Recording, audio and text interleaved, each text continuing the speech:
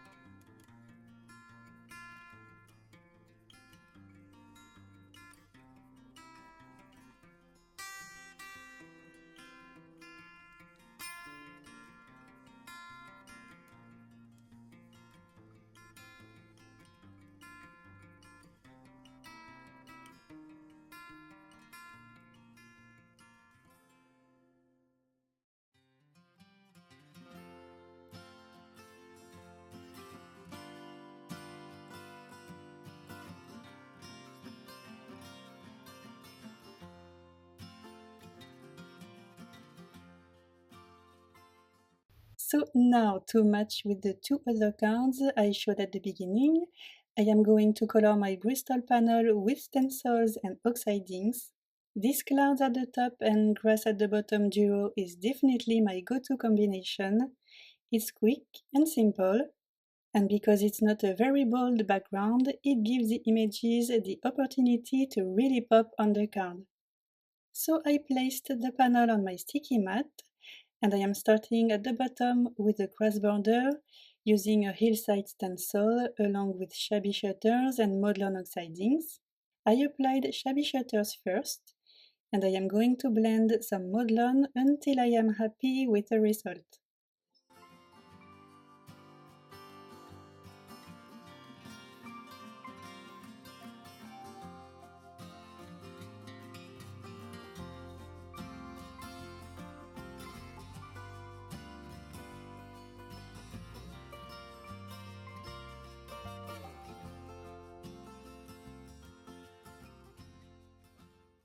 Now let's add a little bit of texture on this grass border.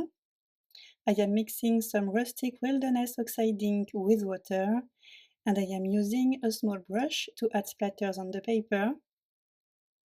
For the sky, I am going to use salvage patina and peacock feathers oxidings along with the cloudy sky. I am starting with some salvage patina along the stencil. Next, I am adding a little bit of peacock feathers. And then I blend both colors using my salvage patina blending tool again. And I am going to do this all over the panel towards the grass section.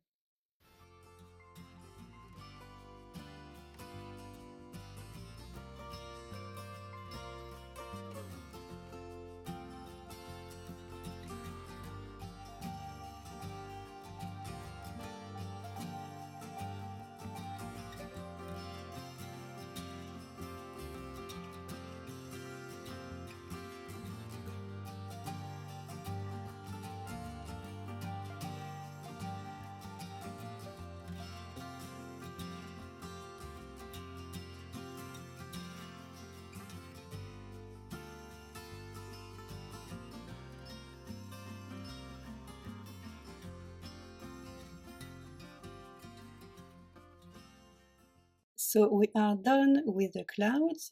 I am going to add more texture with my mix of peacock feathers oxiding and water.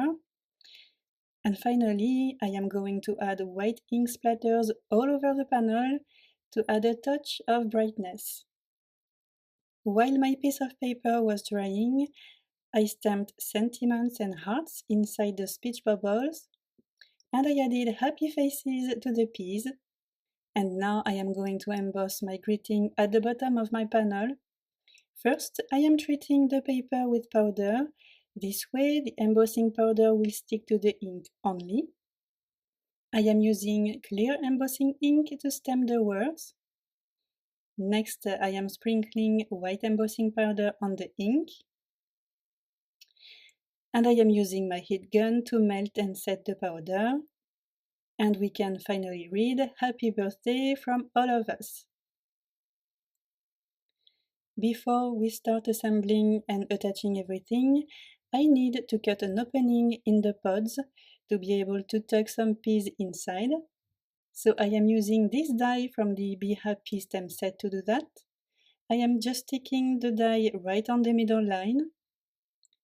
And I am sending the pod to my die cutting machine to cut that opening.